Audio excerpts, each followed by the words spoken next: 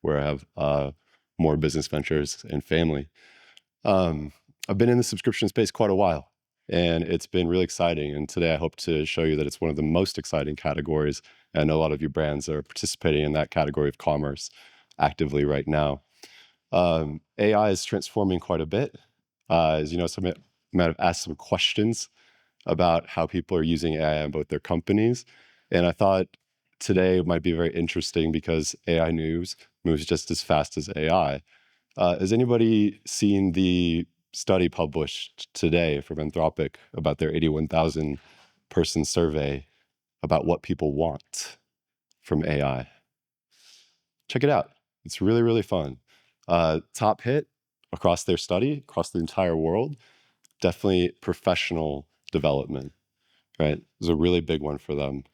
And then personal transformation, personal development. Very interesting. It's such an intimate thing to work on with a tool, right? And ask for things. So I think today, talking about a topic like this, what I want to do is I want to first ground with you guys a little bit of what we are already doing together as brands and marketers, technology agencies, software providers that already may be helping to position for surfacing your products in AI tools, right? AI tools that people are using more and more every day for a lot of different purposes. So I'm just curious in the audience right now, I asked some of the panelists earlier, today, is anybody using AI in their personal life for professional development? Yeah, I think that's pretty reflective of Claude's survey that they released today. What about for personal transformation, things that you're working on to develop yourself, your life goals, things like that? Fascinating. Were you doing that a year ago? Oh, what a year. I think we're in for a big year this year as well, especially in commerce, especially in subscription. All right, guys. So I want to do this clicker. Here we go. So I want to say this first. I'm going to do something risky today. I'm going to talk about AI. I'm going to show you some results, some stats. And that's kind of a risky thing to do because it changes very, very quickly, right? So I want to come today to you guys as not just somebody that works in technology. I've been developing subscription software for years, both as custom applications and now as a platform. I'm actually traveling to LA tomorrow because we're developing a B2B subscription feature with Shopify that's going to be launching next month. There's a lot of partners going on right now in terms of people that are trying to standardize the space of commerce so that both humans and agents can work together to succeed in the commerce space as AI continues to transform how we experience the internet, right? And how we use tools day to day in our lives.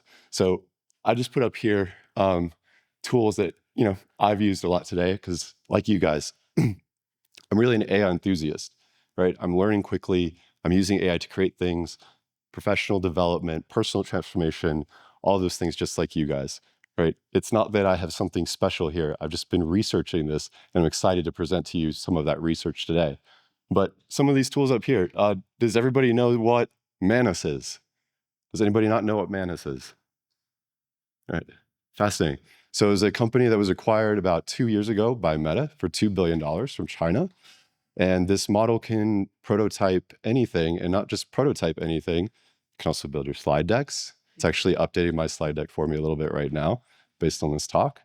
And it can deploy architecture for your apps as well through basically just an agentic approach to deploying apps and websites. Works beautifully with APIs. So as you can imagine, as I think Al mentioned, you were using AI to do different things about testing, usability, things like that. This used to be something that would require a lot of different people, a lot of different research, a lot of tools to collect data from that research. And we're starting to deploy those types of tools very, very quickly at very rapid speed and starting to solve even the problem of platform orchestration to power it. Obviously, there's some other popular ones on here, 11 Labs. If you haven't used the voice cloning feature, a lot of the people on TikTok are starting to use that to transform some of their content, things like that. And I just said, love them or love them. They're just going to keep coming.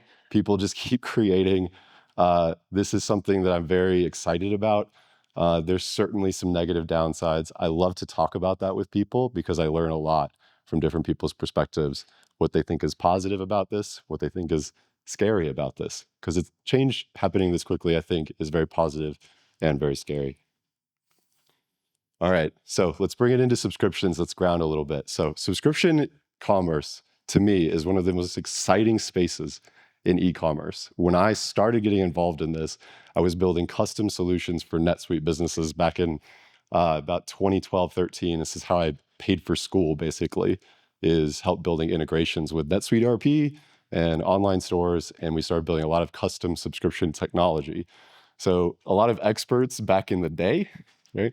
Back in 2018, they didn't think subscription commerce was really going to be this big thing. They saw sort of like subscription memberships and billing, and like this, people are going to get really tired of this, right? But even Parker, I think in your presentation, you pointed out you're fighting for a share of subscriptions because people subscribe to a lot of things, right? And retaining those subscribers is something you need a lot of help with, right? From your vendors, from your own teams.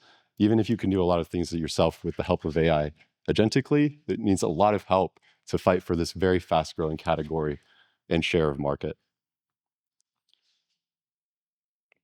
Here's the thing. As AI transforms how we experience the internet and the tools that we use, your subscriptions, they could be more visible to AI. Does anybody here right now think about either regularly or work on making your subscription offer appear in Google? Anyone? Excellent. So we'll learn something today. In October 2025, I'm going to show a timeline here really soon. Google included a new property in what they call their product listing schema for subscription products that are shipped and delivered online. Subscription's been around a long time, guys. Amazon Subscribe and Save offers first came out in 2007. We're almost 20 years in from the first Amazon Subscribe and Save. Can anybody guess what Amazon was selling on Subscribe and Save in 2007? All right, it was mostly diapers, toiletries, right? Things like that. All of which are Amazon Basics brands today, right? You kind of see the strategy there of the marketplace. But it's pretty incredible that over the last 19 so years, only at the very end over here, I'm gonna scoot over here a little bit, 2021, Shopify introduced their subscription APIs, right? 14 years later. It's fascinating, right? And yeah, there was a lot of interesting choices going on during the sort of COVID pandemic era. But one of the most amazing choices I think that was made was Shopify to fully adopt the subscription model. And as a lot of companies here know, and a lot of as you as brands know, these are highly focused, especially in Shopify, on delivered goods. So when we talk about companies that I founded, Autoship, for example, this is all about delivered goods subscriptions, right? When we talk about brands that we service at the subscription prescription agency, this is mostly always going to be about boxes and shipped goods, right? If we talk about the new technology that we've developed between our agency mindset and our software platform, Nextime, which calculates delivery date outcomes for subscription products that are delivered goods, all of these are very, very important and difficult things to work on and improve, but we're getting more and more tools and more mind sharing like we're doing here today to come up with really good ideas to do that.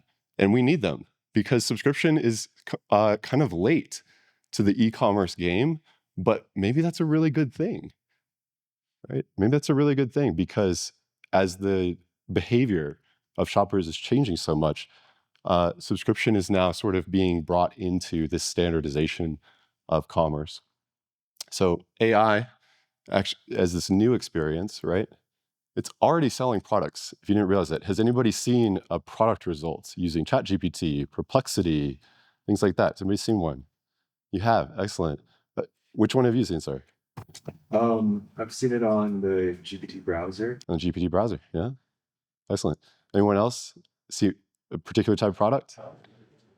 Oh, Yeah, shopping. Sometimes I like take a screenshot or like tell it what outfit I want. yeah. It gives me results and it's based on. And I don't know if that's exactly this, but I assume it's on. I like it. You make a good point. It's exactly nothing. It's whatever you throw in there, right? And something comes back. And sometimes it's structured, right? It actually looks like a product carousel, sometimes even with a buy button on it where you can convert there, right? So this is a really interesting thing that's going on. This is something I'm going to be talking about with Shopify tomorrow in Los Angeles. And then if you guys happen to be going to ChargeX in April, Shopify and Recharge have teamed up to create a new event. And I'll be giving a similar talk about agentic commerce at the second week of April in Santa Monica. So I love the way that you said it. You kind of threw a picture in there and you saw what happened. Well, there are models being developed right now, right? ACP and UCP, Agentic Commerce Protocol and Universal Commerce Protocol. And I'm going to get to why you should care about this here in a second as a brand, right? But it's really interesting that in October 2025, right, Google finally said, here's some properties that you can include. So when we show your product listing ads, you can show that you have a subscription offer, right? And there is an AI approach to what AI and companies that are working with AI companies think structured data for products, right, should mean, meaning how you list your products on different channels, right, as data, essentially your catalog data, right? And there's sort of a universal protocol that's mostly Google driven, who is the one in October who presented this new standard for like, here's how you include your subscription data, right? It's pretty interesting.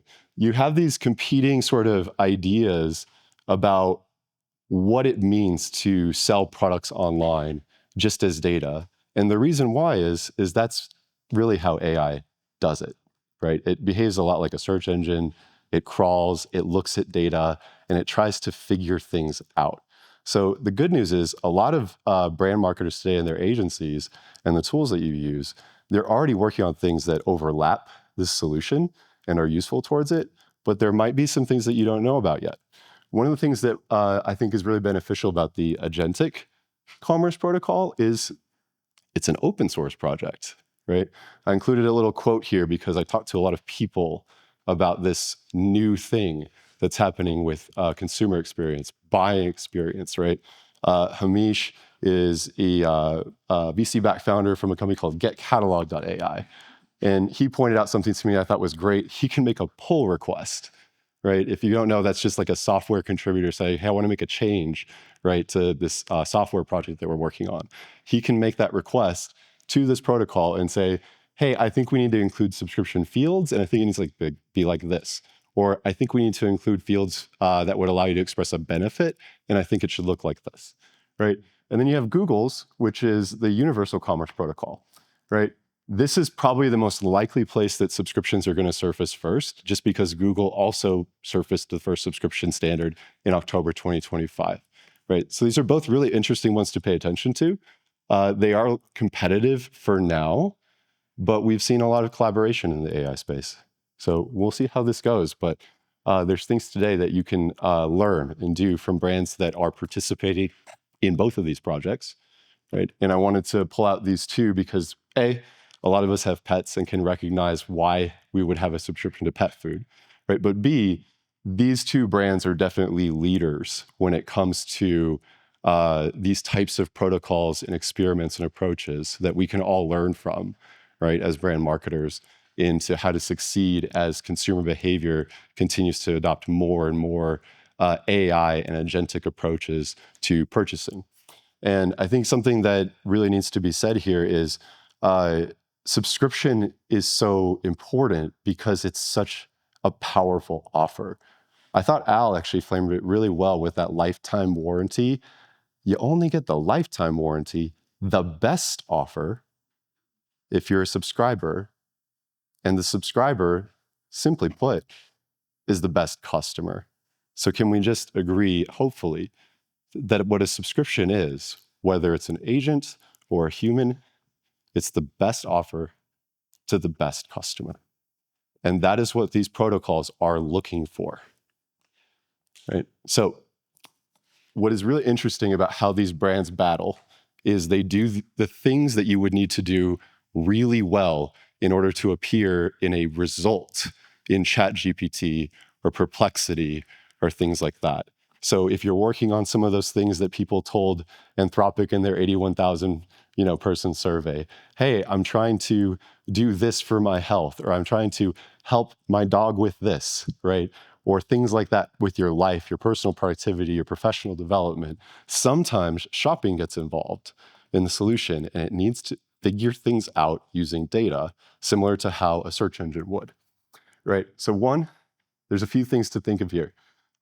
Consistent branding, right? If you call it Autoship, always call it Autoship. Chewy and PetSmart, they battle about Autoship because that is the model that they're marketing. You can call it other things, but you need to call it that consistently, and you need to provide really good context to reinforce what that means. So both of these brands do a really good job. I know a lot of brands are doing a good job of this today, right? Of an explainer page, right? A very clear URL path, right?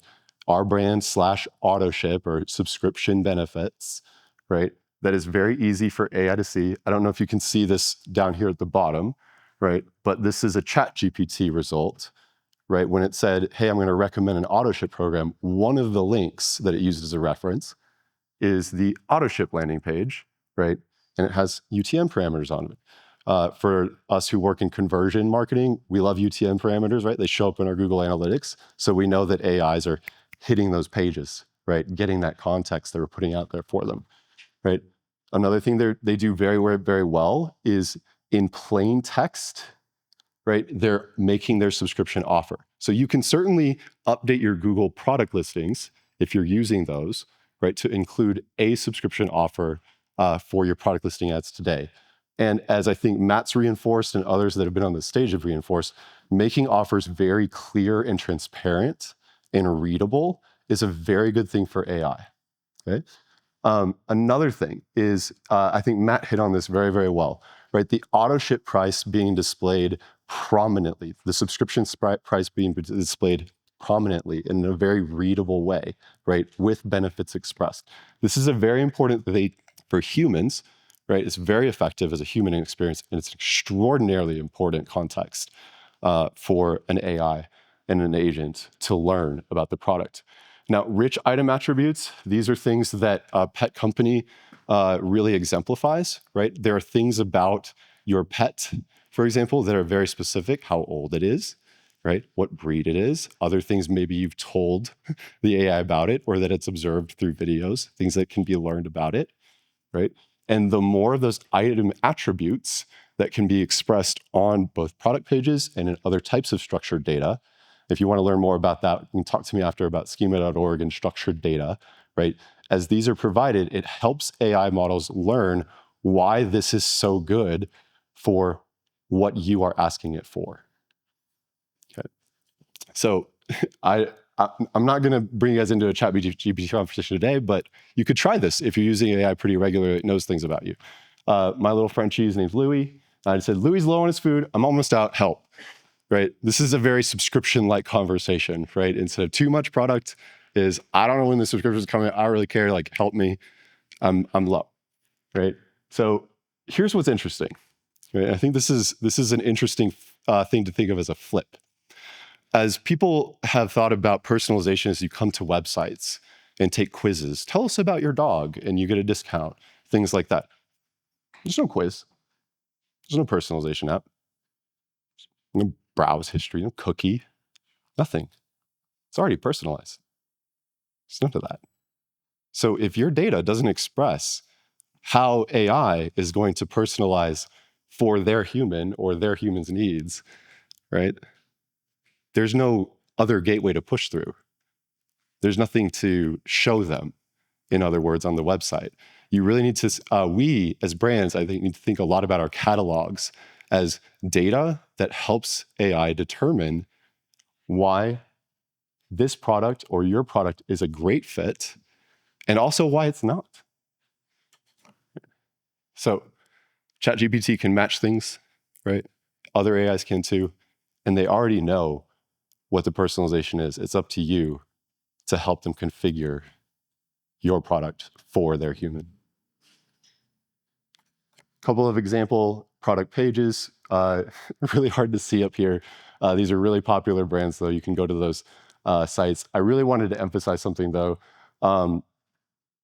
Look at these URL structures. These are things that you can do today that will help agents understand that the best offer does exist and where and for how many products, right? Featured shops / auto ship, right? / subscription, collections of products that are available under the most powerful offer channel that the store is providing, right? This is extremely effective to help AIs understand, oh, which products are available on subscription. The explainer page provides other context in addition to that, and you can get really powerful recommendations from AI when it can see that the products that are available on Autoship are actually categorized inside of your shop in an intuitive way. Some common mistakes. I started with one, right? And I think Matt hit on that and others too. If the subscription offer is just not obviously, plainly readably better, right? Or the price isn't different, or it's not offering benefits in plain language, you're missing. And whatever that offer is, it's not going to be interesting or compelling to a human or to an agent. JS wizards. This is a little bit geeky, but if you load your details like after the page loads, maybe you were doing page speed or something like that, and your subscription options like appear after the page loads, you can't read it as an AI agent. That's what we mean a lot about by readability. You can think of it just like accessibility. No dedicated explainer page, as we touched on that, inconsistent naming, right? Ecom AI, we had a really interesting conversation about it. And they just talked a lot about how when they work with brands right now, a lot of times they're just trying to get some of these best practices, like good hygiene done on product pages so that things are readable, accessible, things like that. They're not really like AI or really specialized approaches to there. These things have always been good for SEO. They've always been good for accessibility, and avoiding those common mistakes actually do help your subscription offer be more visible, right? Some things to really get right? Don't use generic names, right? With these pet food examples, product names are oftentimes stated as like small breed, French bulldog, older pet, things like that. Those types of names really do help establish those connections for agentic discovery. Right? The pricing and the subscription clarity is obviously very important. Here's this really interesting one, and I love it because we work on this technology called Nextime that calculates delivery dates for subscription. Delivery confidence is huge. Why? When you're using AI in a situation like, help, I'm out of something, right? What you're actually looking for, and the AI knows this right now, is some sort of delivery expectation. If I'm going to deliver this to you, you're going to pick it up from a store. So the opposite of that would be like store hours, right? Things like that a lot of companies that have physical locations already work on, right? But a lot of us online brands, we work on delivery promises. And at Autoship and at Nextime, we really work hard to make sure that brands can make a delivery promise and deliver on that promise date, not the billing date. We all know you're going to get charged, but when are you going to get it? AI cares a lot more about when you're going to get it too, because they know that that's an important outcome for people. So if you can offer same day delivery, next day delivery, right? And you can offer a great, compelling subscription offer. These are things that agents pick up on and can make very strongly worded recommendations to your customers. So that decision clarity, I think, is a really interesting one. This is really where the rankings are. One, I love the way that we're describing it here. It's like best for, right? Meaning like if this dog food is best for this breed at this age, right? That's plainly stated, it's accessible, it's easy.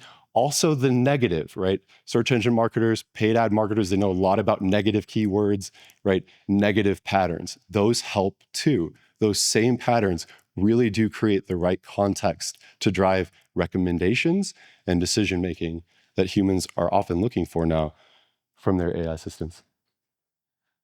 So obviously we care a lot about attribution, right? At subscription prescription, this is probably one of the most important things that we do is we talk about what's working and how we know it's working, right? We can keep it pretty simple here, right? As you guys saw me share earlier with the UTM attributes, your Google Analytics can tell you, right? Oftentimes when AI traffic is hitting you, it comes with a UTM parameter that names ChatGPT, for example. You can know this through your existing analytics today, right? And agentic subscriber LTV, there's a few different approaches to this. If you have a Shopify store, there are ways to use flows, for example, to help tag order attributes when there are agents that are actually bringing their customers to your checkout, right? And you can actually find ways to track how you're retaining the customers that you're acquiring agentically. This is something to really pay attention to, I think, this year, as human behavior continues to shift into figuring things out and even purchasing with AI. So I want to really express this as a hopeful sentiment. The window is opening now for product subscriptions particularly. Google adding this in October 2025, that's not that long ago. It's such an interesting thing. Subscription has been around for a while, but the delivered goods, the physical product subscriptions, these are the ones getting consideration now, right? And this is why AI companies like Ecom AI, Get Catalog AI, companies that help people with all these structured data outcomes that I'm talking about today, right? All of these different strategies that you have to provide this data as machine readable data for agents to help make decisions about your products quickly, right? That's why this moment, I think, is really important for subscription, and why subscription businesses and businesses that are great at making the best offer to their best customers are going to succeed with AI transformation. So at Subscription Prescription, as Matt mentioned, we do audits. This is a new form of audit that we're bringing in to our audit process, is for the agentic readiness. So there's a lot of things that we look for, right? The things that I presented today, right? How this represents, it's pretty quick to include, and happy to either help you guys just download this presentation I'm giving today, throw it into your AIs, right? See what they think about it for your own brand. And we'd love to talk to you at Subscription Prescription, at the Subscription Doc. Matt and I are going to do a podcast recording a bit later and hopefully provide some nice advice and other insights that we're seeing from our different partners and our different brands that we're working with. So let's do all these things. Basically, across all of these different technologies that I work on, right? What we're really trying to do is solve the subscription problem, right, for delivered goods, right? So it's not about building dates. It's about repeat deliveries at Autoship. Let's bring delivery dates into subscriptions. This is something that really matters in the agentic era, right? And let's really share our different growth tactics and growth methodologies that we do at Subscription Prescription, and working with us or your other agencies to help implement these methodologies and understand that they're actually working and what to do about it, right? Thank you so much. Are there any questions for you? Feel like an AI conversation. Yeah, any questions? Yeah. Have you found that the different tools prioritize kind of the same things, or are there any variations in what specifically they're looking for when they choose what products to prioritize? Like, for example, like maybe Claude looks at X, Y, Z more, and ChatGPT looks at A. So this is actually why these competing protocols are being battled over, because there's not, right? A lot of the strategies that I've been sharing today, these are experiments that we learn from brand leaders like Chewy and PetSmart, but we're also learning by these different communities, essentially, between Shopify, marketing agencies, things like that. So there is not what I would say is this: the consistency is around what's been going on, right? Before this agentic conversation was introduced, it was like, be very good at your structured data, your accessibility, things like that. I will say, I think the brands that are good at including negative signals have succeeded before. They've done better with things like paid search, and they're doing better in agentic discovery. So if you can think of things that are more for the, here's why my product fits a certain customer, and here's why it doesn't fit the people that are not my customer, right? Classic marketing, know your customer really well, right? Being able to provide negative patterns in your structured data does seem to be the more common win across them, plus the explainer page that seems to be consistently a high-performing piece of context that subscription brands all have. Any other questions? Yeah. As like a small, sub $5 million annual brand. Yeah. there's a lot to take into account. What you kind of just presented. What would you that differentiates the larger brands? You know, 10+ million dollar brands. Like where would you start? What would you suggest that starting? There's a lot of industry, so Yeah. it's important. Like we just read. Yeah. So, any thoughts there? Yeah, I think for a smaller brand, your advantage is you're going to know your niche better, right, than a big brand. If you look at like Chewy, PetSmart, you're talking about massive catalogs. So the power they have basically over a smaller brand is they can provide these really deep filters, right? Where this is easy for an AI to do, not a human to do. They can hit these filters and say like this attributes. That's what's going to fit what I'm looking for very, very quickly, right? I think as a smaller brand, there's a couple of things that come to mind. One is you can be very focused on maybe a smaller product catalog size and provide it as those deep data points for those specific products and or like product that you're selling, right? And two, you can be a little bit more dialed in, especially initially, at your subscription offers and what's working, because it's going to be a lot harder. Like I think it was PetSmart that developed a whole AI tool to try to figure out all the different nutritional factors that can fit broadly across their entire catalog, right? For how they can help educate people figure out using AI leverage, like what kind of supplements and feed do I need? But I think when you're developing a specific supplement or a specific product for a specific need, right? You can detail that much more deeply with your niche, right? And be more rich across a fewer number of products. What products do you sell?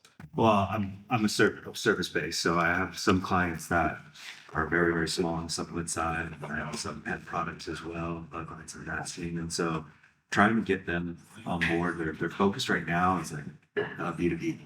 So how do we launch that in different platforms? How does our product listings affect maybe the product listing pages on the like Target.com or Amazon or all these other pages? Yeah.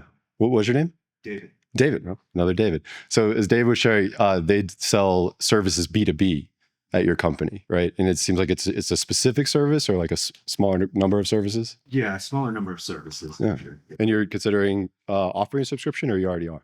No, we send them all from that. So Okay. yeah, whenever they need those kind of services, but I'm trying to outline for smaller companies, where does this fall in importance, right? Right now, AI is moving so quickly to grab their attention and say, we need to ride this particular wave. Yeah. They're smaller teams. How can we offset that time and commitment that they need to make that successful? Yeah. With partnerships, Yep. with making sure they focus on one particular task at a time. Yep. So it's really overwhelming based on all of the things that we need to do. It is. I would suggest one thing in particular to maybe overlap from what I presented to what you're thinking about, which is if you are offering an explainer, right? Look for agentic traffic to that explainer of like what your services are, and think about changes that you're making that might increase agentic traffic, right? Make hypotheses around that, growth experiments, try to judge what you think is going to happen. And of course, ask AI what it thinks it can do to help you, for sure. Yeah. Absolutely. Any other questions? All right, guys, thanks so much. If you guys want to talk about AI later, come get me.